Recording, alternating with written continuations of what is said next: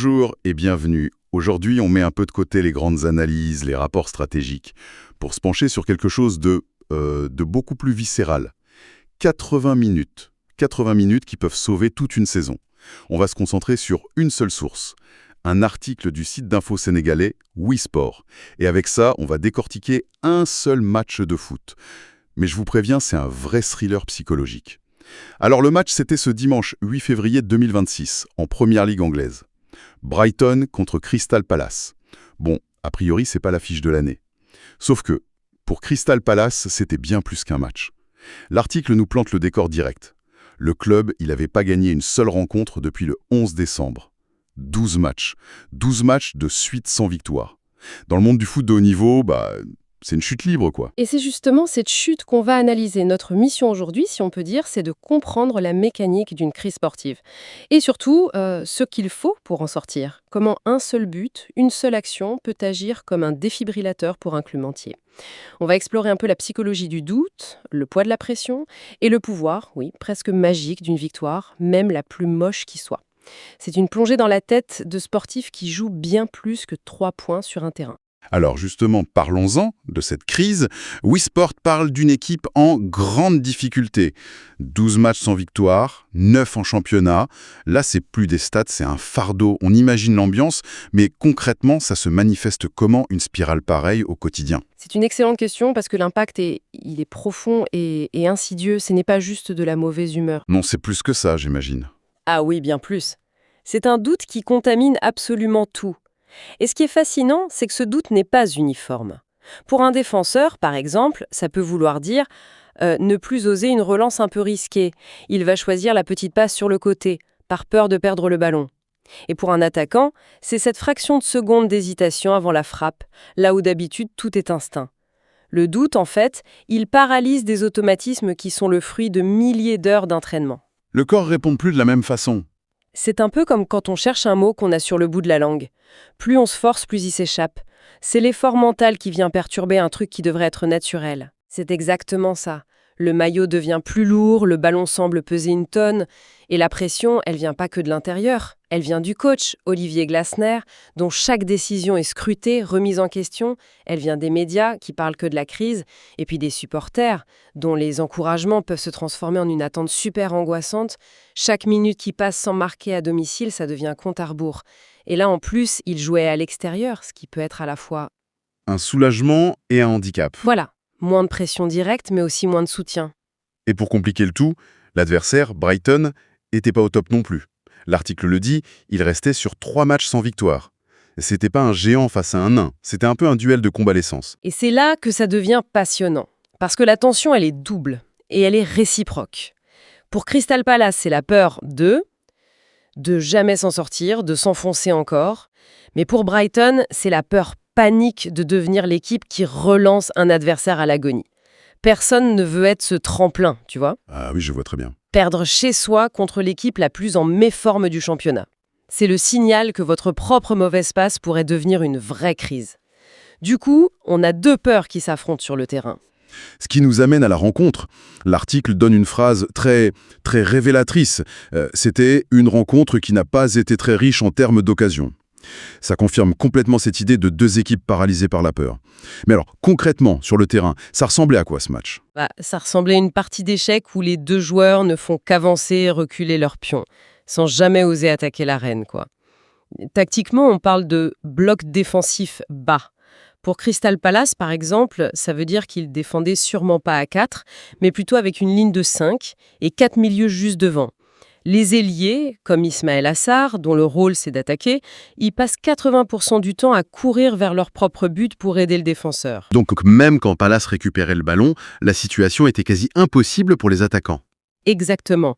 Concrètement, ça veut dire que même quand ils récupéraient le ballon, Sarr se retrouvait peut-être à 70 mètres du but adverse, avec 3 défenseurs de Brighton déjà sur lui. C'est mission impossible seul. C'est ça. Les 2 équipes priorisent la destruction du jeu de l'autre plutôt que la construction. Le message du coach avant le match, c'est pas « allez marquer », c'est surtout « on prend pas de but dans les 20 premières minutes ». On bétonne, on cadenasse et on espère un miracle. Mais c'est une stratégie qui est terriblement contre-productive, non? C'est une sorte de prison tactique. À force de vouloir faire aucune erreur, on s'empêche pas soi-même de créer l'étincelle qui pourrait faire la différence. On joue pour pas perdre, mais en faisant ça, on s'enlève presque tous les moyens de gagner. Vous mettez le doigt sur le paradoxe de ces situations de crise. C'est totalement contre-productif si l'objectif, c'est le beau jeu. Mais là, l'objectif, c'est pas le beau jeu, c'est la survie.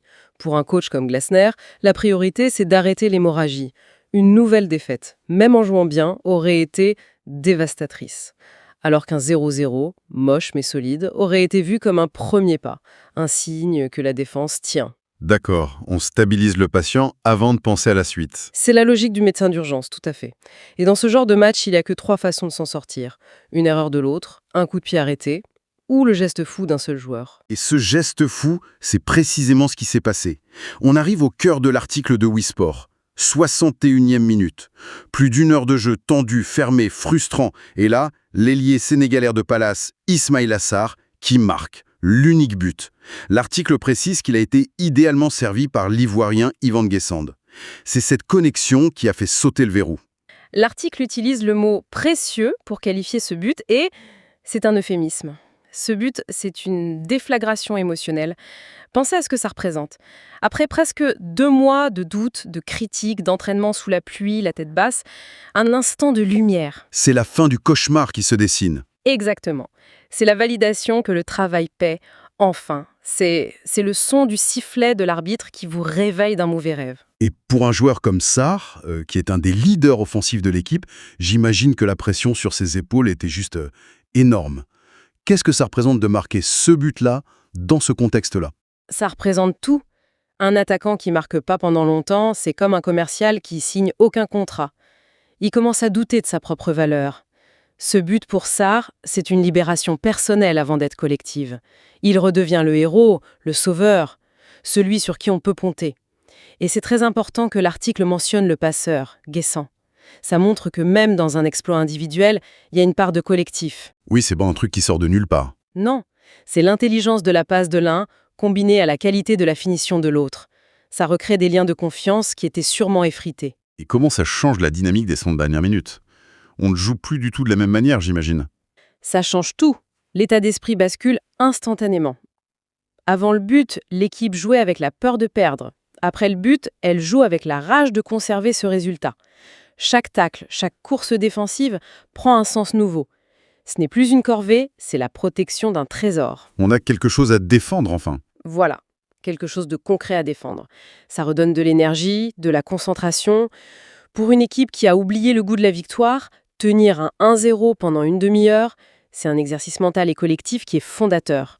C'est là qu'ils se prouvent à eux-mêmes qu'ils sont à nouveau capables de souffrir ensemble pour un résultat. Donc ce but, c'est pas juste un but. C'est une renaissance en direct. Mais concrètement, au-delà de l'émotion, qu'est-ce que ça change pour Crystal Palace dès le coup de sifflet final? Un effet immédiat au classement? L'effet est immédiat et il est double. L'article le mentionne. Le club remonte à la 14e place. L'expression utilisée est parfaite. Ils vont se donner de l'air. Et cet air, il faut le comprendre à plusieurs niveaux. D'abord, l'air mathématique. On s'éloigne de la zone de relégation. Chaque place gagnée, c'est un pas loin du précipice. Ce qui est vital en première ligue. Ah oui, la descente, c'est une catastrophe financière. Donc c'est vital. Mais j'imagine que l'air est surtout psychologique. Absolument. C'est l'air le plus important. Se donner de l'air, c'est faire taire les critiques pour au moins une semaine. L'avenir du coach, ce n'est plus le sujet principal des conférences de presse, c'est pouvoir arriver à l'entraînement le lundi matin avec le sourire, avec de la musique dans le vestiaire. C'est aussi la validation de la stratégie du coach. Les joueurs peuvent se dire « Ok, on a souffert, on a joué un match horrible, mais on a suivi le plan Etam ». Ça ressoude un groupe comme rien d'autre. Vous parlez de tournant potentiel, mais remonter à la 14e place, c'est pas non plus la sécurité assurée. Est-ce que ce soulagement, il n'est pas un peu prématuré? Le risque, c'est pas de se relâcher la semaine d'après en se disant « Ouf, c'est fait ». C'est un point très juste et c'est le danger qui guette toujours. Le soulagement peut mener à la décompression. Cependant, le type de victoire est crucial. Gagner 1-0 à l'extérieur, dans un match difficile, fermé, où il a fallu se battre, c'est souvent plus fondateur qu'une victoire spectaculaire 4-3 à la maison. Ah oui, d'accord. Cette victoire-là, elle n'est pas basée sur le talent pur, mais sur des valeurs de solidarité, de discipline, de résilience. Et ce sont ces valeurs qui forment le socle d'une équipe qui lutte pour se maintenir. Ils se sont pas seulement prouvés qu'ils pouvaient gagner, ils se sont prouvés comment ils pouvaient gagner quand c'est difficile. Et ça, c'est une leçon bien plus précieuse. Donc si on fait le bilan, cet article sur un match à première vue banal nous raconte une histoire bien plus grande. Ce n'est pas juste le compte-rendu d'un 1-0, c'est la chronique de la fin d'une spirale infernale. L'histoire d'un groupe qui, au bord du gouffre, trouve la force de s'accrocher. C'est la démo que dans le sport, et peut-être ailleurs aussi, la frontière entre le doute qui paralyse et la confiance qui libère est parfois aussi fine qu'un poteau de but. C'est une excellente synthèse. On a beaucoup parlé, à juste titre, du soulagement et de la renaissance de Crystal Palace. Mais l'analyse serait incomplète sans retourner la pièce et regarder l'autre face. L'article se concentre sur les gagnants, mais que nous dit ce résultat sur les perdants ? Pour Brighton, cette défaite est bien plus qu'une simple contre-performance. C'est le match qu'il ne fallait absolument pas perdre. Exactement. Perdre à domicile contre l'équipe qui était au plus bas, décrite comme en grande difficulté, c'est un coup terrible pour le moral. Toutes les angoisses que Crystal Palace vient d'exorciser, Brighton est peut-être en train de les importer. Le doute change de camp. C'est ça, les questions qui visaient Olivier Glasner vont maintenant être posées à son homologue. C'est là qu'on voit à quel point le destin de deux clubs est lié par un seul match.